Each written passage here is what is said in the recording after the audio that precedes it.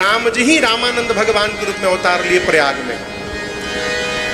जब जैसी आवश्यकता पड़ जाए अवतार लिहानी हो, अवतार लिहानी, अवतार लिहानी हो, अवतार लिहानी, अवतार लिहानी हो, अवतार लिहानी, अवतार लिहानी हो, अवतार लिहानी। जब जैसन अरे जब जैसन पड़ल दरकार हरि जी अवतार लिहानी। जब जैसन पड़ल दरकार हरि जी अवतार लिहानी। अवतार लिहानी हो, अवतार लिहानी, अवतार लिहानी हो, अवतार लिहानी, अवतार लिहानी हो, अवतार लिहानी, अवतार लिहानी हो, अवतार लिहानी।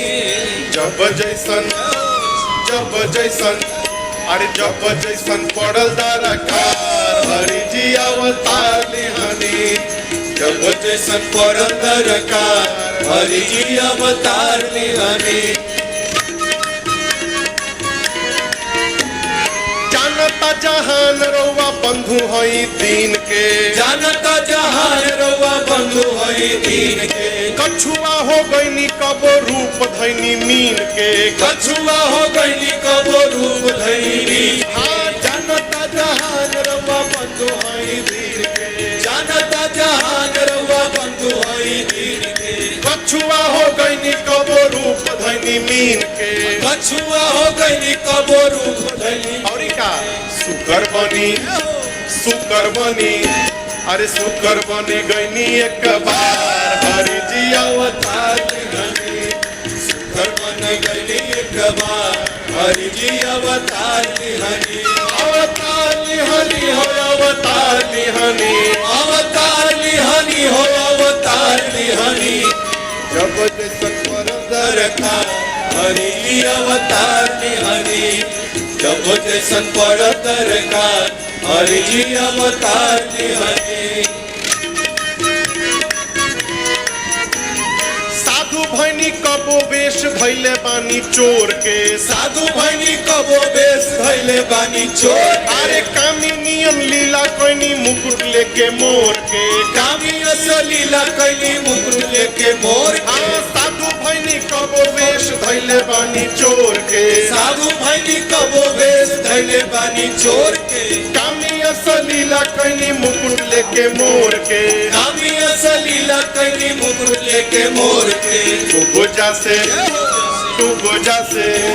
अरे खूब जासे कोइनी प्रेम धार हरि जी अवतार लिहानी।